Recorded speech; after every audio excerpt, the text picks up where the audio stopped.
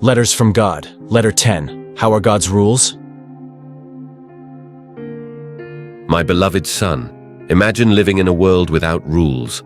Imagine for a moment a city without traffic laws, without civil laws, without sanitation laws, without building codes, without moral laws, and so on. Can you picture the scene? It would be chaos, wouldn't it? I assure you it would be. That's why when I created the universe, I made it clear that certain laws were necessary. For example, you cannot defy the law of gravity because doing so could harm others or even cost you your life. You also cannot challenge health laws, as doing so has led many to lose their quality of life, causing others to suffer by taking care of them. All of this could be avoided if the ordinances were respected.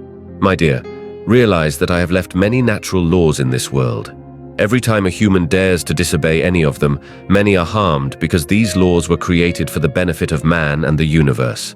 Today, my son, I want to write to you about moral law, Exodus 20. This law is written in your mind and heart, Hebrews 8:10. It's a pity that many turn their ears away from hearing the law, making even their prayers abominable, Proverbs 28:9. Don't let this happen to you. In addition to hearing the law every day, you must take it seriously. For not the hearers of the law are just in the sight of God, but the doers of the law will be justified, Romans 12:3. My law is eternal, perfect, just, and good. Psalm 119:44, Romans 7:12, Psalm 19:7-8. I wrote it with my own finger on 2 tablets of stone and gave it to my servant Moses on Mount Sinai, Exodus 31:18, on stone tablets to show its perpetuity. Many are saying, my dear, that I cancelled the moral law from the death of my son, but that is not true because I do not change.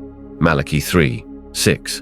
My law is based on my love for humanity and is for their protection. If I were to remove the law, I would remove the love protection I created to guard my beloved children.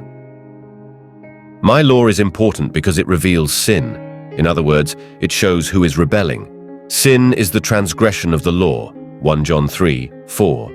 If I had abolished the law, no one would know when they were sinning.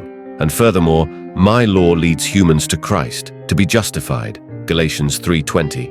Remember what is said, if you keep my commandments, you will abide in my love, just as Jesus kept my commandments and abides in my love to this day, John 15:10. Jesus Christ came to this world to fulfill the law correctly and not to destroy it, Matthew 5:17-18. I am saddened when someone dares to say that the law has been abolished, leading thousands of sincere people to transgress my recommendations because no one has the right to change my commandments, nor can man add or subtract any letter or comma from my words. Ecclesiastes 3:14, Matthew 5:17-18. Now that you understand, my dear, that my law is just and good, perfect and eternal, and that it must be obeyed for your own benefit and salvation, I hope you show that you love me because you know that, if you love me, keep my commandments.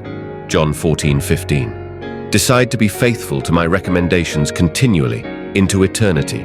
Psalm 119:44. Oh, and just to remind you, regarding keeping the commandments, all 10 must be kept out of love for me. For whoever shall keep the whole law and yet stumble in one point, he is guilty of all. James 2:10.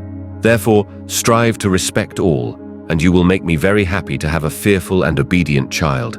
In conclusion, my son, remember this: be faithful until death, and I will give you the crown of life. Revelation 2:10. He who overcomes shall be clothed in white garments, and I will not blot out his name from the book of life. Revelation 3:5. Believe me, I love you, my son, your father.